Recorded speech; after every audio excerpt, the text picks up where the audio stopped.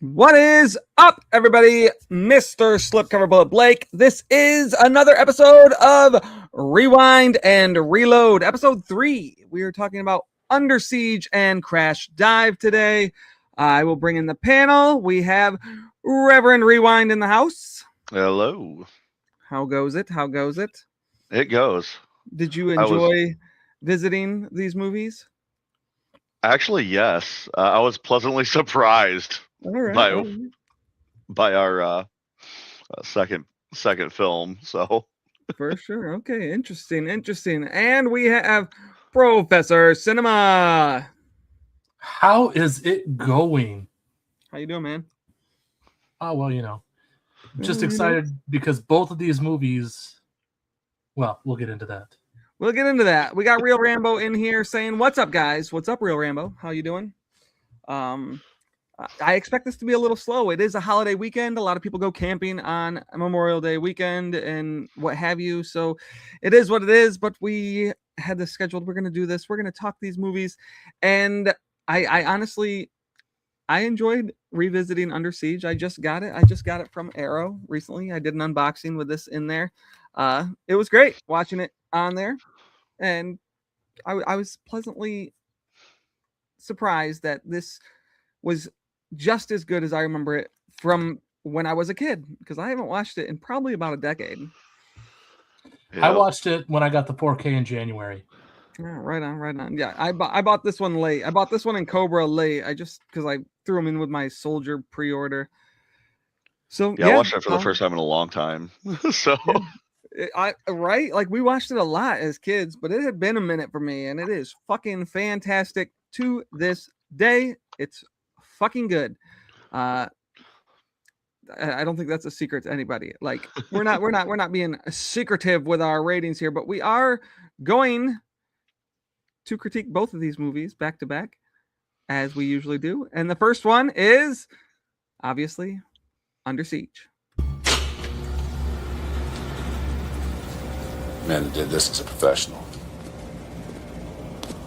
Who is he and what's he doing running around loose on my battleship, Mr. Krill? Your battleship? You wouldn't be on this battleship if it wasn't for me.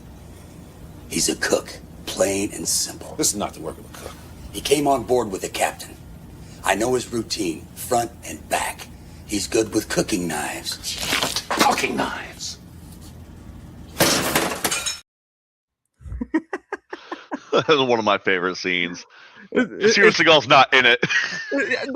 I struggled so hard to choose the clip for this, because I was like, that scene just like it actually like gives you the vibe of Steven Seagal with him not even being in the picture. Like he's not even there, but Tommy Lee Jones is so fucking good in this movie. I had to use that clip. I love that clip.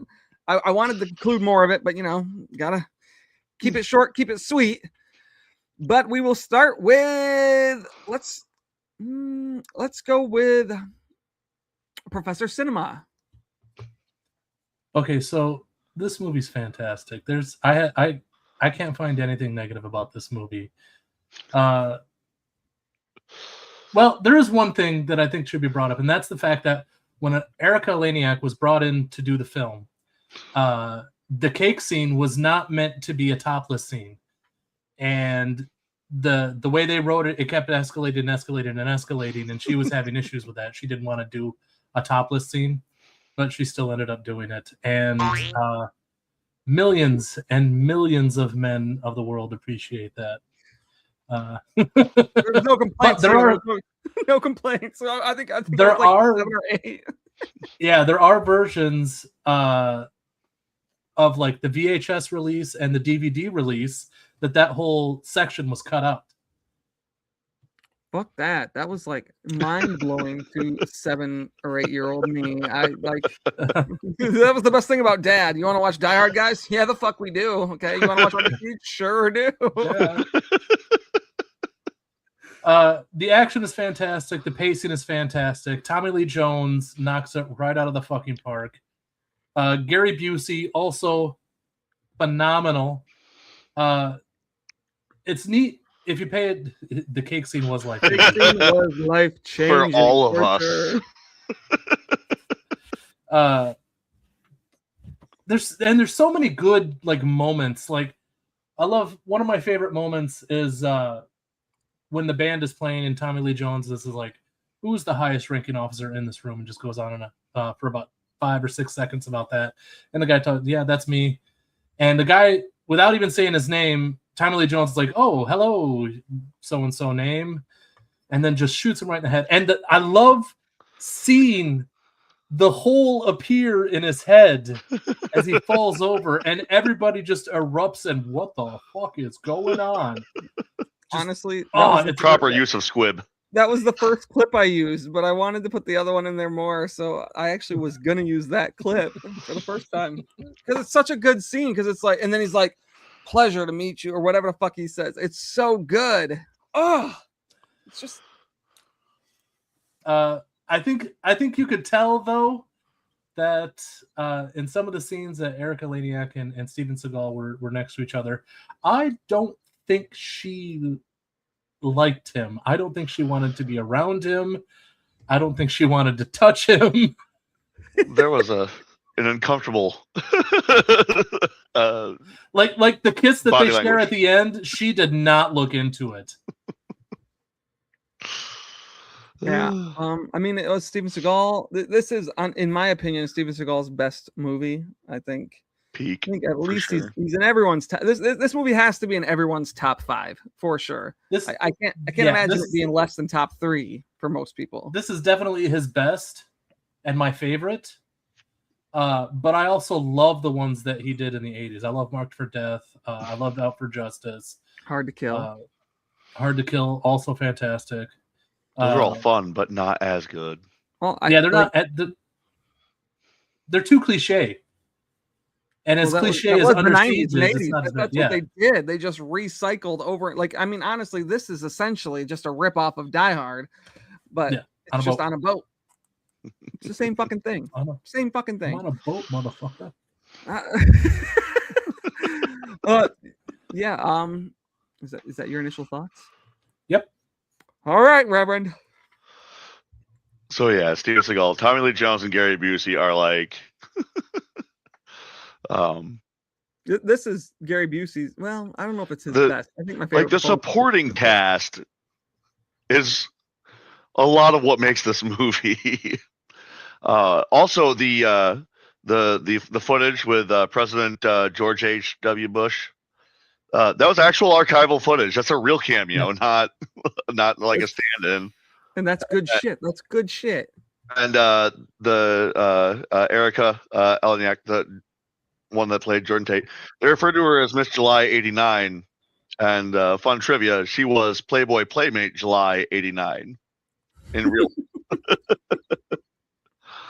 But there are some things I take issue. Anytime I see Marines portrayed in a film, having being one, the Marine that is set to guard Ryback, he's a PFC. He's a private first class, and they constantly refer to him as private. Specifically, Ryback mistakenly refers to him as an E1 prick in the freezer. It's like, if it were Army, the mosquito wings, it'd be accurate. It'd be a private. But it's the Marine Corps. He's a Marine. He's a PFC. And when he calls up to the bridge to ask, like, oh, private so-and-so's on the line, it's like, no. A PFC in the Marine Corps would not refer to himself that way. They'd either refer to themselves in the full, private first class, or PFC. So, also his hair is way out of regs. His whole attitude is not right. Like, he acted more like a shore patrolman than a Marine. Yeah, it wasn't. And seeing those old Woodland camis, that brought back some memories. But yeah, it bothered me. He kept calling him, private. It's like, unless he's just doing it on purpose to be a dick, which is a possibility for a chief, but hoorah. Thank you, Rio Rambo. But yeah, unless, when the guy says he's not cut out for this, not a job, it's an adventure tagline.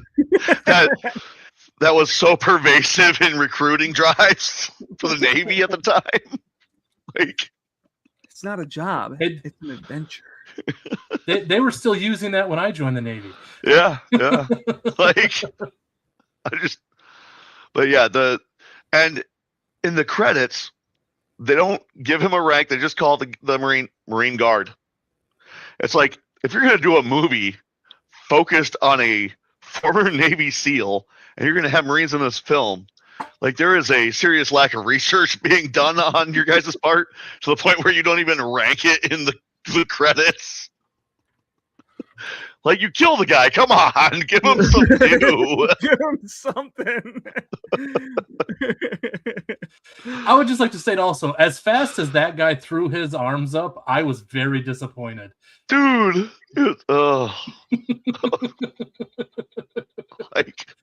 Like those guys pointed the guns at him and he damn near shat himself. At least his camis were semi-well pressed, but his cover, man, that was all jacked up. Well, because it wouldn't fit over his unregulated hair.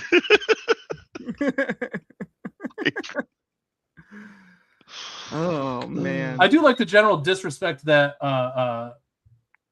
Seagal's ponytail. I mean, they sort of covered it up.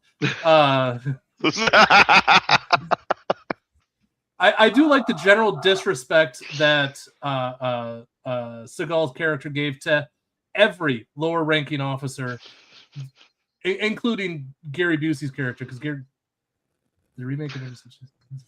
Master Chaos in here with the remake of Under Siege takes place in a subway, the restaurant, not the one with the trains. It involves workers fighting off Steven before he eats the whole plate.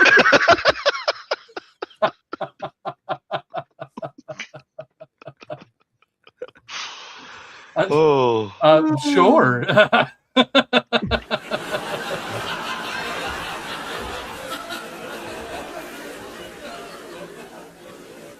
Oh, I mean, but okay, we'll take your word for it, MC.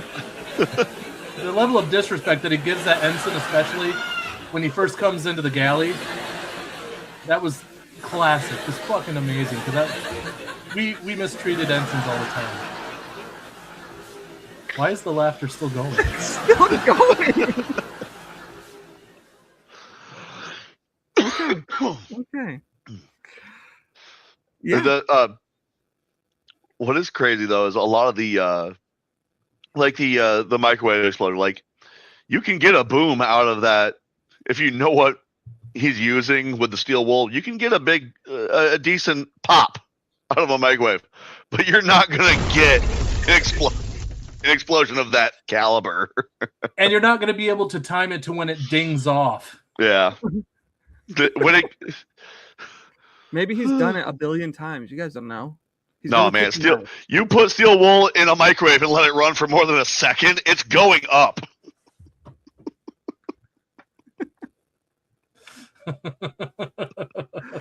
Oh. Anything else, Reverend?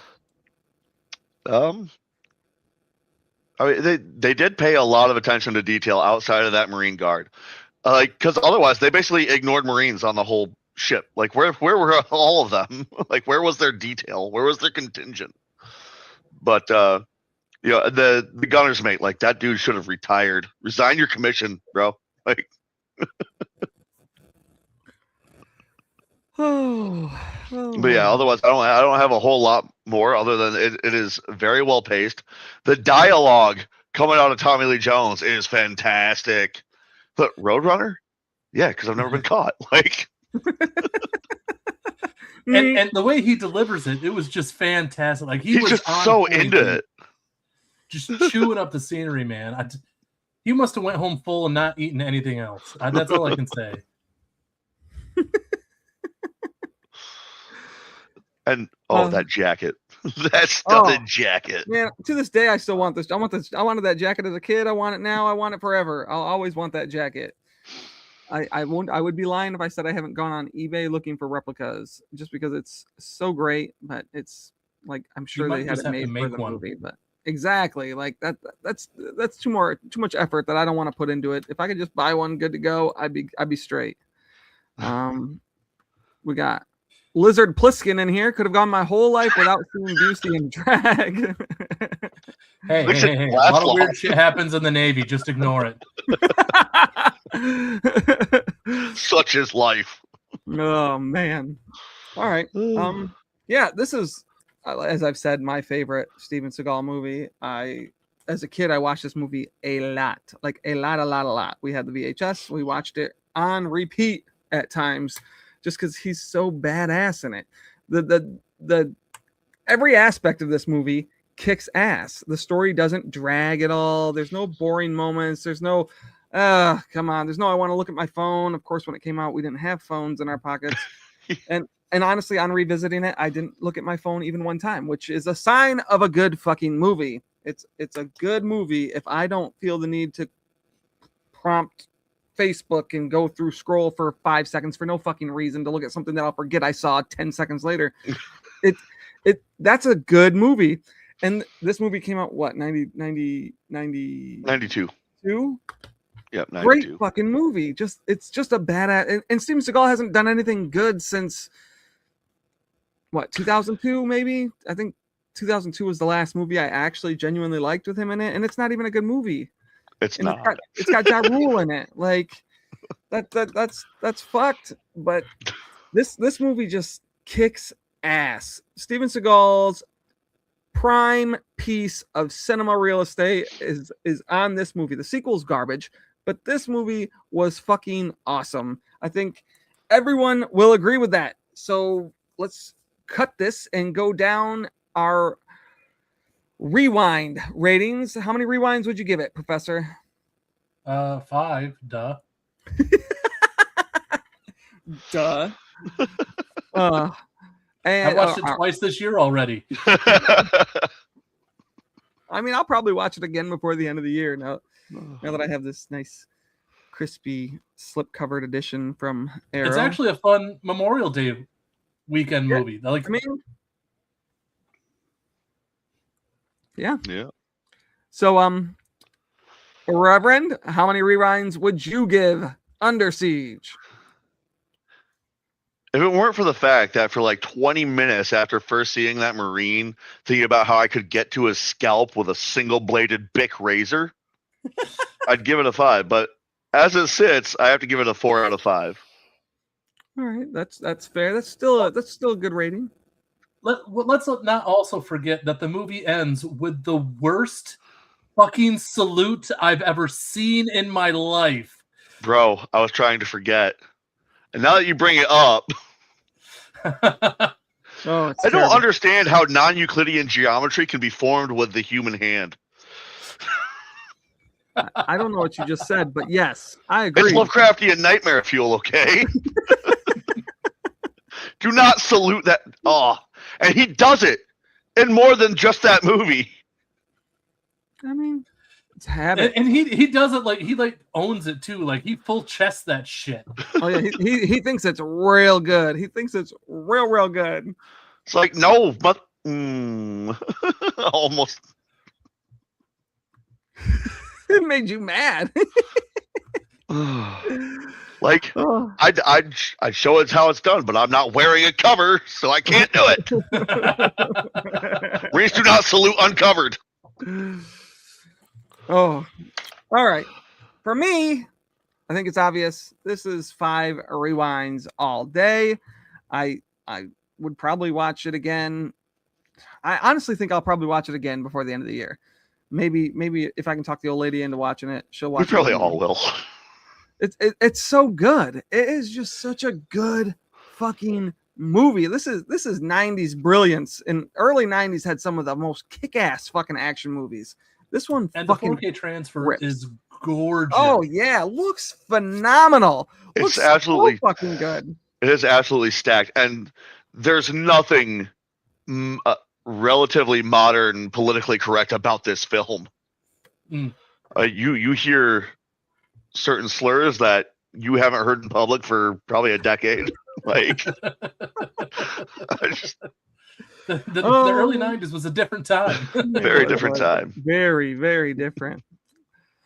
All right, and now we're going to move on to our next feature, which, I mean, I think I think we were pleasantly surprised. We will find out.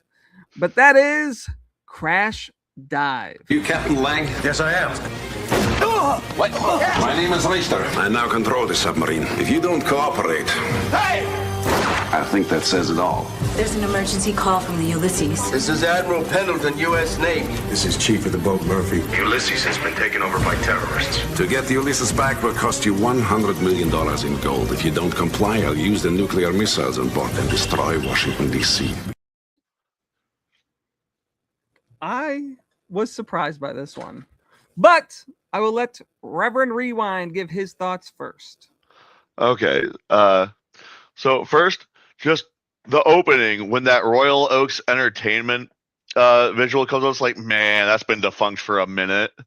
And also the kid, the lead character's kid, straight up player from the get, just trying to get his dad hooked up with whatever, good looking woman. And the erotica happens a little too early for my taste. Also, how they even know where to intercept the sub. I mean, you find out later, but there's no way in hell that, especially if they're running dark, that they'd come up and do that, rescue freaking randos in the middle of a squall, no less. Like, it's all at the behest of what that one officer who was dirty, basically. But he would be relieved of duty immediately. The sound effects for the fights, just the kapow, all way too extreme. The sonar radar operator, his voice imitations are on point. Yeah, Titus does really good imitations. The female terrorist is the most annoying part of the whole film. In the first hour, I didn't have the same problem you did with her. Of course you wouldn't. There were some pacing issues, but they're few and far between. The lead protagonist, Michael Dudikoff, he did the American Ninja movies, and those are fun. But the lead antagonist, he's what made this movie for me. Reiner Schuna, from Babylon 5, Star Trek, Sliders, Mortal Kombat Annihilation, etc. I was very pleasantly surprised with this film. It wasn't nearly as bad as I thought it would be, although the suspension of disbelief required for the events to happen a bit much. Yeah, go ahead. I'll save it for when it's my turn. I think it's your turn. I'm not sure. Go ahead, Professor. Okay, so being a Navy guy and watching them go through this opening scene of, hey, maybe we should, go up there and grab these people. No ballistic sub would ever fucking surface for randos in a squall if they're running deep and dark. That doesn't happen. I was having a hard time with that. Ballistic sub with nukes on board. And they wouldn't take them on fucking board. How'd they get the codes, bro? After I got past that, I did all right. But I was also weirded out, like, hey, she just got out of the shower. This guy goes to check on her, brings her clothes, and she's like, let's fuck. Oh, I wasn't ready for it. Like, I wasn't complaining, but I wasn't ready. Like, don't know you, don't know where you came from, don't know your nationality. Like, what's happening here? In the sailor's defense, he's been on a sub for a little while, okay? Probably for a long while. Plus, her body, bro. That. I mean, and honestly, I think we all watched this off of YouTube because there's 4 copies of it on there. The one I watched on YouTube, I don't know if you guys watched the same one. There's 3 up there, and one's better than the other. But I watched the one that was uploaded 9 years ago. Some guy had bookmarked at the bottom, in the comment section, that scene. The time tag. I thought that was hilarious. But it was nice to see Catherine Bell in uniform again, because she did all those years of JAG, and I was appreciative of that. I like Catherine Bell. The people that were filmed that were cast for this movie were far better than the script allowed for. Yeah. The biggest gripe I can have is that people's accents seem to fade in and out. Like the main villain, his accent was just like all over the place. I couldn't figure out what was going on with that. But outside of that, every one of the villains died the same way, like kicked against a wall and then protruding pipe from their chest, basically. Just everybody's gonna die by something going through their chest. That's how we're running this time. Like, okay. And I got really frustrated when there was gunfire in a submarine because bad things. Lots of gunfire. Lots. Yeah, lots of gunfire. And like everything that was hit, like still looked flawless afterwards. Like there was no damaging anything. The most accurate part of the movie when they got onto the sub is putting the gas through the ventilation systems. On older subs, that would have 100% worked. Not so much on some of the newer subs, but whatever. This is a relic from an older age. I would say that I think I would actually recommend this for the VSA line. Absolutely. That's fair.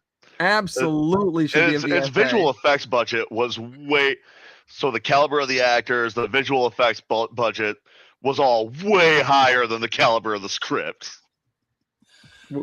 Also, another like weird little Navy tick that I have, it was really nice to see a submarine do a normal breach surface instead of an emergency blow like a lot of movies like to show, which the emergency blow shows the sub shoot up and then sort of land in the water.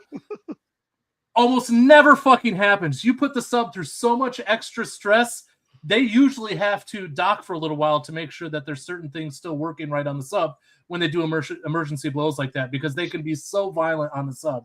But just seeing a sub like normally come up like it would, that was glorious for me. That's like, oh, I like that. I can get behind that. Right on. Yeah. Okay, so Michael Dudikoff, I just did an episode of Brother Chaos a few months back about American Ninja, and I'm a big fan of his. I love those. Well, the first one, second one, the other ones fade off a little bit, but I love him. I think he should have been a much bigger actor. I know he got fucked over and over again, which really sucks because I think he could have been a huge star of the later 90s era. Unfortunately, he peddled out just these B-movie, half the people never even knew they existed type shit. This movie actually was pretty fucking fun. I loved how this movie, the script actually like felt like a real script. It didn't feel like they wrote this to be some bullshit, like like they just quickly had a writer write this up so they could put a straight to video fucking piece of shit out there. Someone at home sat down and wrote this and submitted it, sold it. This was a worthwhile movie. I mean, it's not great. It's not a phenomenal film. It's not Under Siege level, obviously. It's not even close, but it's still entertaining. And Michael, everyone except for the kid was great in it. I think the kid was a shit actor. I know it's rough to say that about child actors, but the kid was terrible. The rest of them were great. The love scene at the 10-minute and 48-second mark. That was crazy. And death by a woman while she's on top of you. I mean, there's far worse ways for soldiers to go, I'm sure. But it's like, that was like, wow. And I mean, her face wasn't what I expected when I saw her from the back side. And then it was like, this bitch is really irritating the fuck out of me the rest of the movie. She irked me. She drove me nuts. Like, and the way she held her fucking gun pissed me off. She has her fingers like gripped. Both fingers are like gripped through the trigger like this. It's like, what are you doing? You jam up your own fingers. Obnoxious. Just ridiculous. And she's supposed to be this high badass like bitch, like all these 90s movies did. I don't know why these 90s movies did that, where they had to have some like masterclass fighting woman. Die Hard with a Vengeance always sticks out with me with that one chick. And I liked it. I liked it far more than I thought I was going to. I watched this one first because we all thought it was going to be terrible. I'm not going to lie. I thought this was going to be a real bad, but it puts what the hell was the first one? Deadly Prey. Yeah, way vastly superior product here. Like this almost doesn't feel like a B movie. It almost doesn't. But as far as it like overall quality, it still fits in there. It's just not.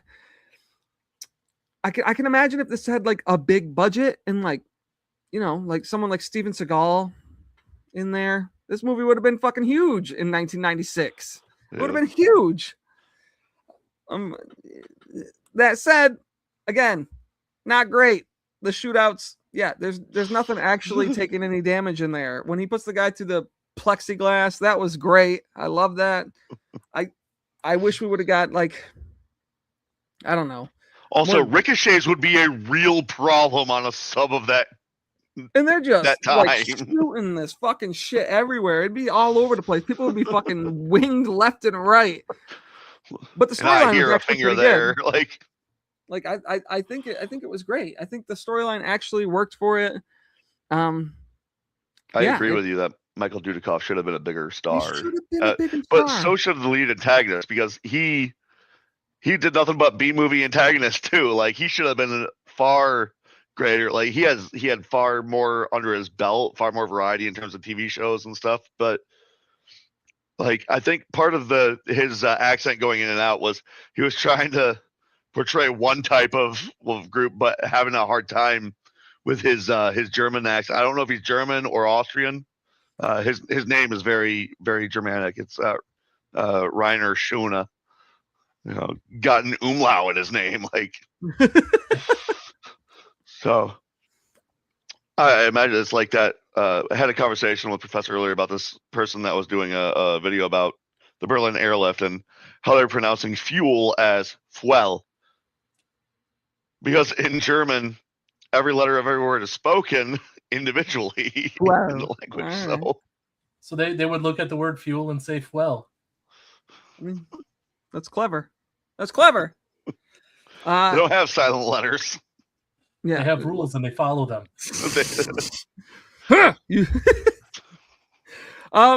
Careful! Don't turn that hand.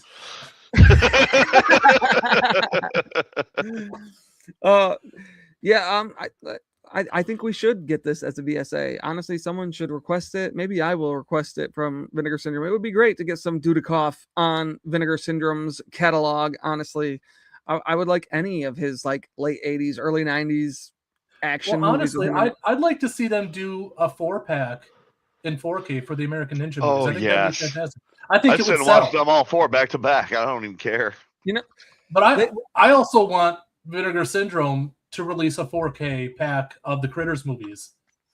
I want to see that happen. I mean, they've done Hobgoblins, so it's possible.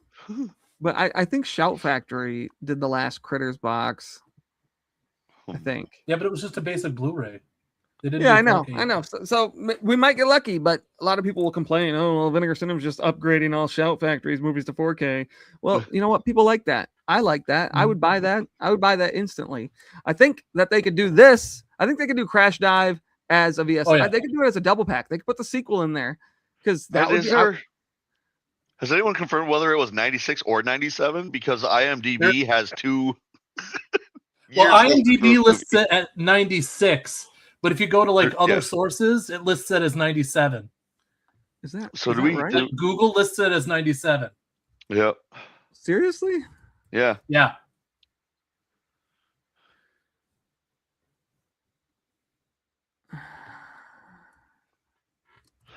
It's like no one was really sure when they released this movie. Interesting. And not to be confused with the 1943 film of the same name. Yeah, I found that on YouTube as well. Where was it? That's what it is. Yeah, I would buy a double pack of this. The sequel came out in 1998. So there's a Crash Dive 2 for any of you who liked this one enough to do that. Maybe we'll does it do have Dudikoff? It does, I believe. I believe Dudikoff is in it. I think it's literally a direct sequel. So, and it is Dudikoff as the same character. So yeah, it's called Collision Course though, or not Collision Course, Countermeasures.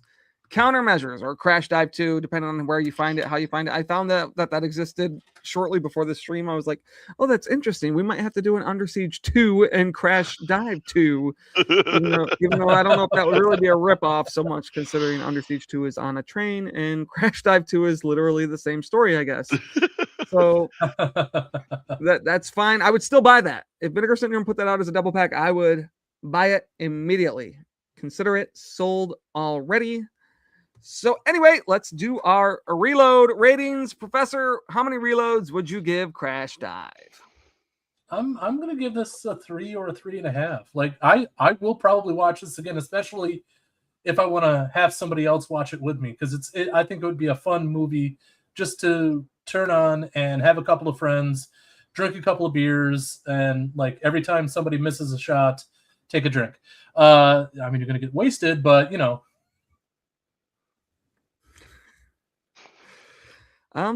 I mean, I think that's fair. I think that's a fair rating. Reverend? I think I'd give it between a 2.5 out of, or a 2.5 to a 3 out of 5, just because that kid is a terrible actor. He was awful. The kid was terrible. He wasn't good. Bad. The female lead villain just she was rather irksome. Lizard Pliskin in here with "It's not that good, guys," and y'all whack. I'll stand by probably 2.5, because odds are also good I will make someone else watch this movie and watch it again. I'd rewatch it. The possibility is greater than 50%, but definitely not greater than 70%. Right. I'll definitely probably watch the sequel. Likely. I think I want to watch the sequel. I'm not even lying. Like, I'm not joking. I think I want to watch it now. But again, Dudikoff is great. He's great in everything. He was really good in this movie. He looked a little sissy in this movie comparatively, but you know, he kicked some ass. So that's what matters. He kicked some ass.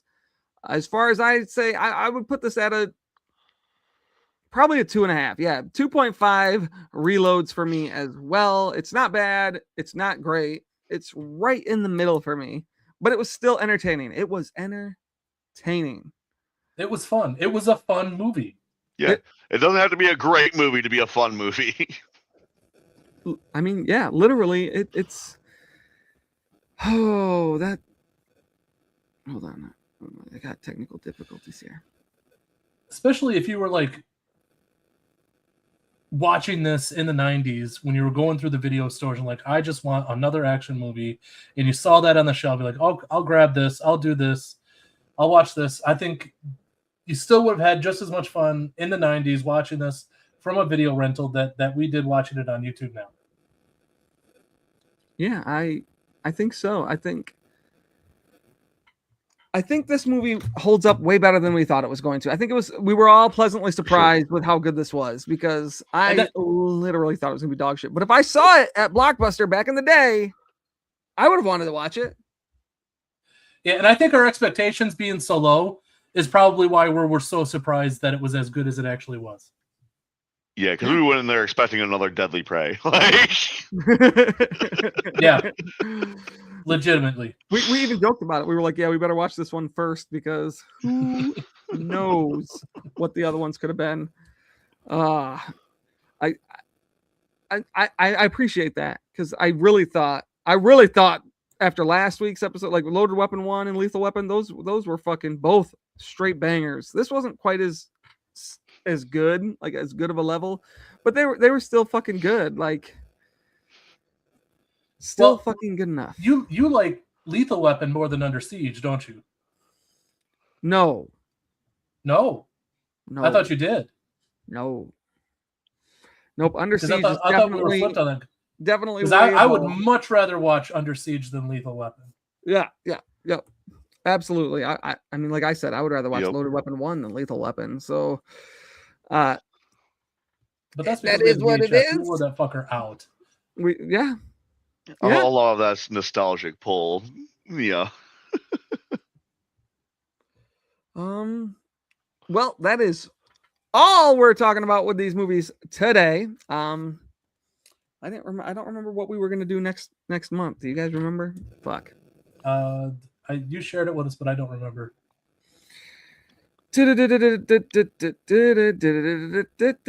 Well, it's gonna have to be determined on what next month's episode is, because I can't find it now and I don't have where it's at. But that's fine. That's fine. Just subscribe. We're doing the next shooting the shit, and you'll know it. It'll be I don't know. We'll announce that. I don't know. We'll announce that after our new show that is starting next month on the 1st. We have a horror series that is coming out, similar to this one in a sense, not quite the same, but similar enough. And we do have a 4th panel member joining that show, so we will have a little lengthier discussion on some horror titles, some classic, not always classic horror titles, but make sure you guys are there for that. It's a midnight show, so just bear with us or watch the rewind if you're not some late nighters out there. That's all good. It's all good. You can watch the rewind. It's fine. But yeah, that is all we really have for today. Just keep an eye out for the new series on June 1st at 11:30. That is it. You guys have anything else you want to throw out there? Not right now.